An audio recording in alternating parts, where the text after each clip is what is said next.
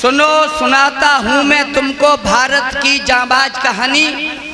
एक भारतीय सैनिक को कुछ पकड़ ले गए पाकिस्तानी, सिर फोड़ा फिर गर्दन काटी, हृदय खंड खंड कर डाला, उसके प्राण हनन करने को छेद दिया सीने में भाला। फिर भी वह जांबाज सिपाही अपनी आंखें खोल रहा था, भरा जोश में लेटा लेटा वंदे मातरम बोल रहा था। क्या बात है, क्या बात है, वाह वाह वाह वाह।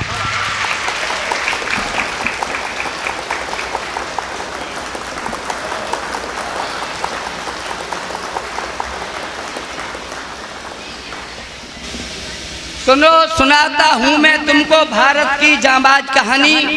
एक भारतीय सैनिक को कुछ पकड़ ले गए पाकिस्तानी, सिर फोड़ा फिर गर्दन काटी, हृदय खंड खंड कर डाला, उसके प्राण हनन करने को छेद दिया सीने में भाला। फिर भी वह जांबाज सिपाही अपनी आंखें खोल रहा था, भरा जोश में लेटा लेटा वंदे मातरम बोल रहा था। परेशान थे पाकिस्तानी, सुनना मेरे भाई, परेशान थे पाकिस्तानी, सिर पकड़े पछताए थे, सारे यत्न किए थे लेकिन प्राण नहीं ले पाए थे। सभी सोच में भरे खड़े थे, तभी एक अधिकारी आया, दौड़ा दौड़ा गया कहीं से, एक भारतीय झंडा लाया, खंड खंड कर दिया सामने, टुकड़ा कर दिया उसके, खंड खंड कर दिए सामने, प्राणों की पहचान निकल गई। देख सामने झंडा फटते उस शहीद की जान निकल गई। देख सामने झंडा फटते उस शहीद की जान निकल गई। मिली सफलता अधिकारी को, अट्टहास किया मुस्काया। सुन लेना, 4 पंक्तियां अंतिम, ताली के लिए तो ये पंक्तियां लिखी हमने।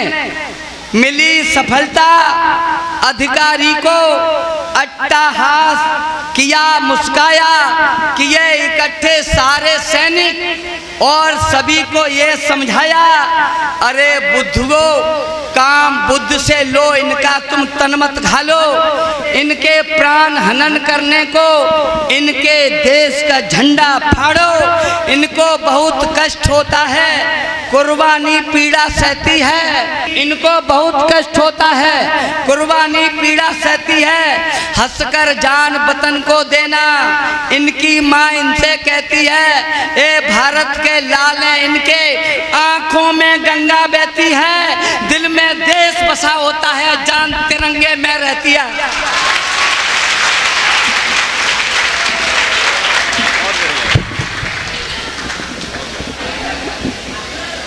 मैं जो कविताएं लिख लेता हूँ, लेकिन युद्ध लड़ने की हिम्मत नहीं है हमें। मैं तो मुझे याद होता है जब वो सन प्रिंसिपल साहब 71 की लड़ाई के बाद सरकार ने घोषणा कर दी थी कि कोई भी आ जाए फौज में भर्ती हो जाए, तो हम और हमारे मित्र का नाम कमलेश है, हमेशा हमारे साथ रहता है साहब, तो हम दोनों पहुंच गए। हमने कहा चलो फौज में भर्ती होंगे, बच्चों सुन लेना, हमने कहा चलो फौज में भर्ती होंगे। तो वहाँ एक मेजर खड़ा था, हम दोनों ही जैसे ही पहुंचे उसने पूछा कैसे आए, हमारा मित्र बोला कि फौज में भर्ती होना चाहते हैं। बोले अच्छा लड़ लोगे, हिम्मत है? बोले हाँ हिम्मत है। क्या परीक्षण कर लूं? बोला कर लो। कमलेश को खड़ा कर दिया गया दीवार के सहारे और उसके सर घुटवा के उसके सिर पर एक तरबूज रख दिया गया और एक सिपाही से कहा गया कि इस पर गोली लगाओ तरबूज पे। अब सिर पर तरबूज रखा हो और उस पर गोली लगाई जाए तो आदमी का पसीना तो निकल ही जाएगा। कमलेश थर-थर कांपा, लेकिन साहब हिम्मत बांधे रहा। सिपाही ने गोली चलाई, तरबूज फूटा और कमलेश सुरक्षित। मेजर ने कहा वाह लगता तो है तुम हिम्मती हो। उसके बाद अच्छा अभी नहीं, दूसरा प्रैक्टिकल करते हैं, एक सेब लाया जाए, सेब उसकी सर पे एक सेब रखा गया। बोले सिपाही गोली चलाओ। अब कमलेश की रूह कांपने लगी कि सेब तो इतना बड़ा होता है, अगर निशाना जरा भी चूका तो भेजा पार। लेकिन फौज में भर्ती होना था, हिम्मत बांधे खड़ा रहा। बोले हिलेंगे नहीं, आंखें बंद कर ली उसने अपनी। साहब गोली चली, सेब फूटा, कमलेश दुरुस्त खड़ा, बोले लगता तो हिम्मती है, बहादुर, वाकई बहादुर है। उसने कहा एक परीक्षण और होगा, अब की अंगूर लाया जाए, अंगूर। अब की अंगूर रख दिया गया उसके सिर पे। सुन लेना, सच्ची घटना आपको बता रहा हूँ। उसके सिर पर अंगूर रख दिया गया। सिपाही से कहा गोली चलाओ, अब उसकी रूह कांप गई, बोले अब की नहीं बचेंगे। और जैसे ही सिपाही ने ट्रैगर दबाया, कमलेश जमीन पे लंबा लंबा लेट गया। मेजर ने कहा बस इतनी हिम्मत थी तेरे में, तू देश की सेवा नहीं कर सकता, तू जमीन पे लेट गया, तेरी शर्ट खराब हो गई है, ले 10 का नोट, अपनी साबुन ले लेना और शर्ट को धुल लेना। कमलेश बोला साहब 10 नहीं 20 रुपए दो, मेरी पैंट भी खराब हो गई।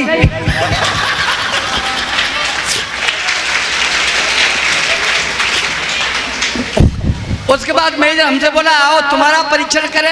मैंने कहा मैं नहीं फौज भर्ती होता। बोले फिर आए क्यों थे? मैंने कहा तो मैं तो यह कहने आया था कि मेरे भरोसे पर मत रहना। आइए मैं 4 पंक्तियां पढ़ता हूँ, अपना धर्म का निर्वहन करता हूँ, अपना उत्तरदायित्व निर्वाह करता हूँ। और सच्ची विनोद राजयोगी ने कोई कल्पना नहीं लिखी कभी जीवन में। जो कुछ देखा उसे जमीन से उठाया, कागज पर उद्धृत कर दिया। आपने कविता समझ ली, मैं धन्य हो गया। मैं 4 पंक्तियां पढ़ता हूँ, 15 अगस्त को सुपुर्द करता हूँ, सुनना। वैसे तो औपचारिकता निभाते हैं साहब। आजादी का पर्व देश में बच्चे नारे लगा रहे थे, अमर रहे 15 अगस्त का अलख जोश में जगा रहे थे। और हमारा एक पड़ोसी जो जघन्य अपराध किए था, लोहे के पिंजड़े के अंदर 4 कबूतर बंद लिए था। लोहे के पिंजड़े के अंदर 4 कबूतर बंद लिए था। मैंने उससे पूछा क्यों जी, चारों ओर खुशी छाई है, क्या 15 अगस्त की रौनक इनके लिए नहीं आई है? मैंने उससे पूछा क्यों जी, चारों ओर खुशी छाई है, क्या 15 अगस्त की रौनक इनके लिए नहीं आई है?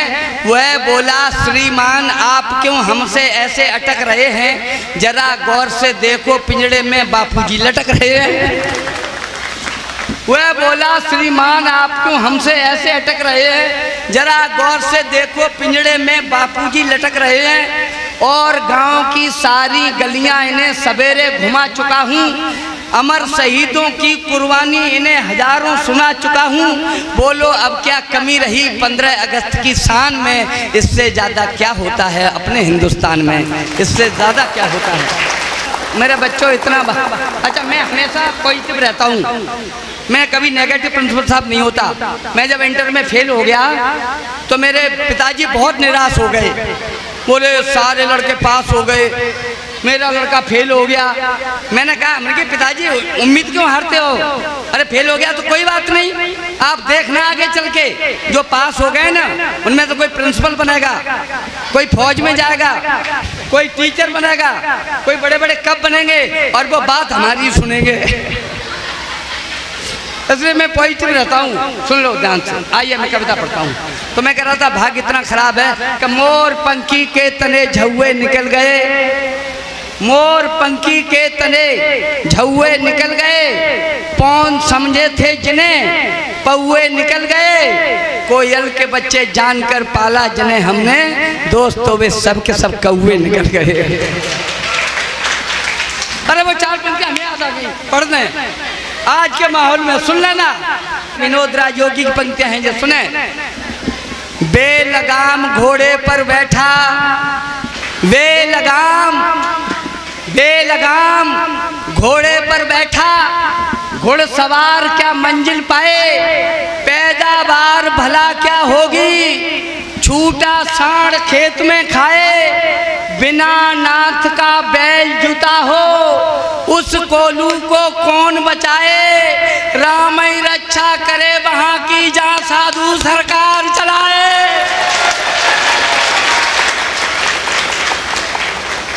आपके बच्चे बहुत अच्छे हैं। सुने बेटियों, मैं आपके लिए कविता पढ़ा हूं, सुने। एक लड़का था एक लड़की थी, प्रभु की लीला आसन्न हुए दो धनी राम धीमर के घर। जुड़वा बच्चे उत्पन्न हुए, माँ ने दोहरा व्यवहार किया, बेटे की गरिमा बड़ी रही। लड़के को गोदी उठा लिया, लड़की धरती पर पड़ी रही। लड़के को गोदी उठा लिया, लड़की धरती पर पड़ी रही। एक हमेशा मुस्काता था, एक हमेशा मुस्काता था, एक के आंसू बहते थे।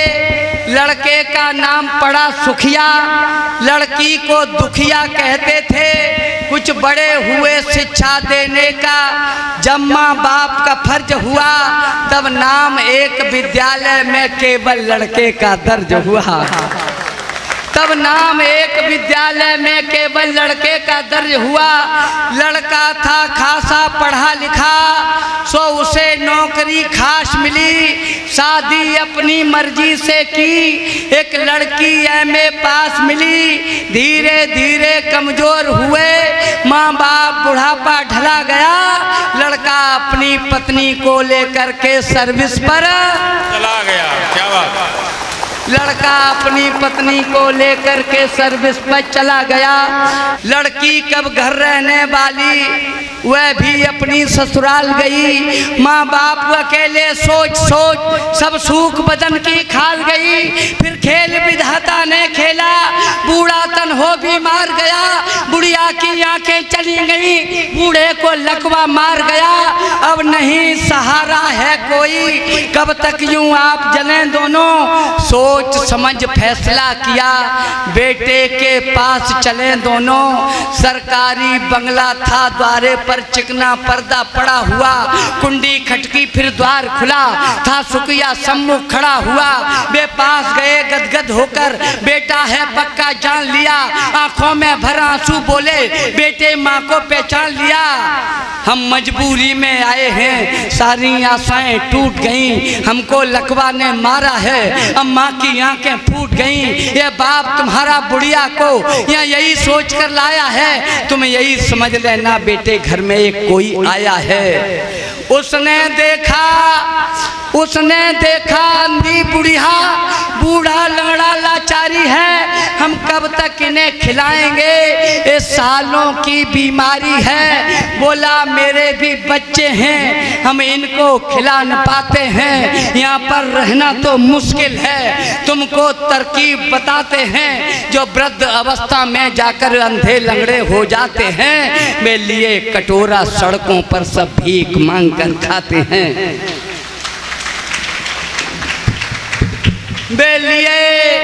बेलिए कटोरा सड़कों पर सब भीख मांग कर खाते हैं। बुढ़िया बोली इससे अच्छा हम मारे फिरे कहीं, चल कटे रेल से साथ साथ, या संग कुएं में गिरे कहीं। बूढ़ा बोला मरना ही है, दो कदम वहाँ टेकते चले। मरने से पहले हम अपनी दुखिया को भी देखते चले। जाकर पहुँचे जब बस्ती में, दुखिया पानी भर रही खड़ी। अंधी माँ लंगड़े बाप खड़े। जैसे ही उन पर नजर पड़ी, कलसा कुएं में छोड़ दिया। फपकती फुलाती गाल हुई, बूढ़े माँ बाप से चिपट गई। रोती रोती बेहाल हुई, ले गई पकड़ कर दोनों को। सब गंदे वस्त्र उतरवाए, फिर बड़े प्यार से नहलाया। दोनों को भोजन करवाए। शाम को पति उसका आया, शाम को पति उसका आया। उन दोनों में प्रतिवाद हुआ।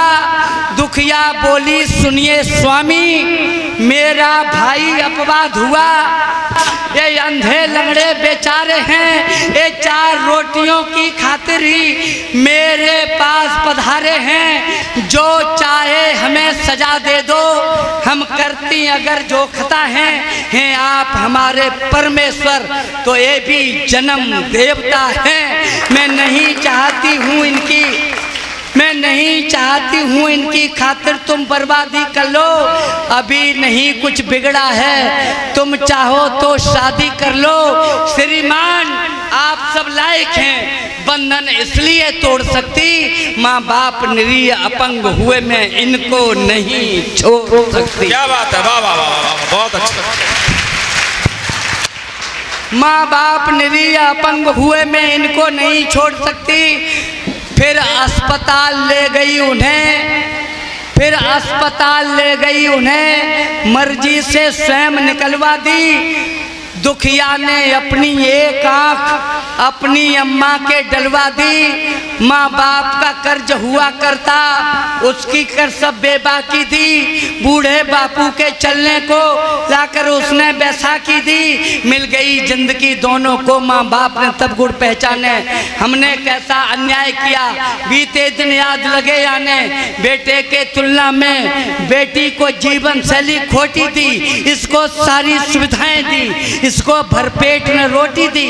पछताए मंदिर पहुँचे, जाकर शिव जी के पैर छुए, भगवान माफ कर दो हमको, भावुक से ज्यादा दुखी हुए। सच्चे मन की श्रद्धा देखी, शिव जी की महिमा डोल उठी। हो गया उजाला मंदिर में, आवाज कहीं से बोल उठी। उठ भक्त दुखी मन ज्यादा हो, मैं अखिल विश्व का भरता हूँ। हो तो तुम पापी बहुत बड़े, पर माफ तुम्हें मैं करता हूँ। है सत्य अनूठा जगत सार, जो करना है सो भरना है। जब जन्म दोबारा तुझे मिले तब काम तुझे ये करना है। उस वक्त अनय ज्यादा होगा, कुछ दुष्ट जमी पर आएंगे। होगा तब भ्रूण परीक्षण भी, कन्या के गर्भ गिराएंगे। कन्या जगजननी होती है, उसका अस्तित्व बचाना है। तब जगह जगह तुझको पढ़कर मेरा संदेश सुनाना है। मैं वो ही तो अपराधी हूँ, पिछला अपराध चुकाता हूँ, इसीलिए मैं मंच मंच पर कविता तुम्हें सुनाता हूँ। इसीलिए मैं मंच मंच पर कविता तुम्हें सुनाता हूँ।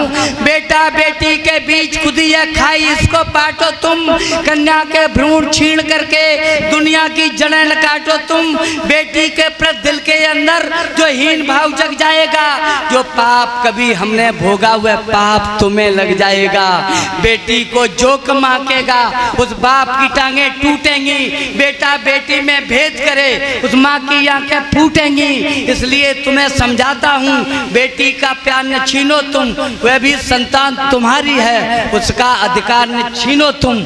सुख सुविधा यश गौरव की वह परिणीता हो सकती है। बेटा रावण हो सकता है, बेटी सीता हो सकती है, बेटा रावण हो सकता है। जय हिंद, जय भारत, नमस्कार।